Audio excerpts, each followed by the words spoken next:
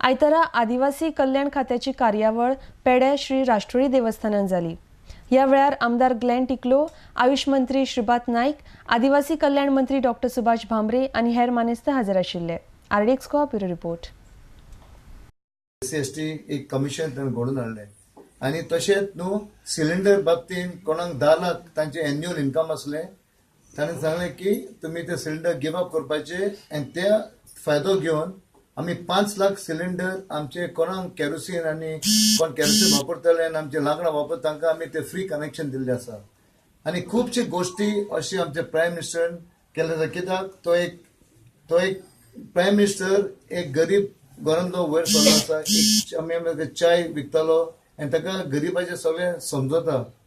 त्या खातीर आयज आमकां देवान एक बरो प्रायम मिनिस्टर दिल्लो आसा आनी ताजे मदें आयज आमचो आयुष मिनिस्टर आसा, आमचो minister for state of defence आसा आनी बरे एक आमचे मिनिस्टरान आमचे सेंटराक केंद्र सेंटरान एक सगळे आमकां एक बरे काम करपी देशा लोकां खातीर आनी देशा खातीर आयज आमकां दिले आसा। की नरेंद्र मोदींना पंतप्रधान करायचं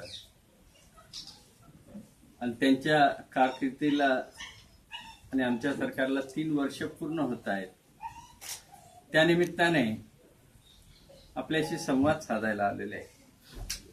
व्यासपीठावर ज्यांची प्रमुख उपस्थिती आहे ते आपल्या ह्याच भागातले खासदार आणि आयुष मंत्रालय दिल्लीमध्ये अतिशय सक्षमपणे सांभाळणार आहे। स्वातंत्र्याला 70 वर्ष मिळून गेलं तरी सर्वसामान्य माणसांना मूलभूत गरजा ज्या आवश्यक होत्या त्या मिळत नव्हत्या।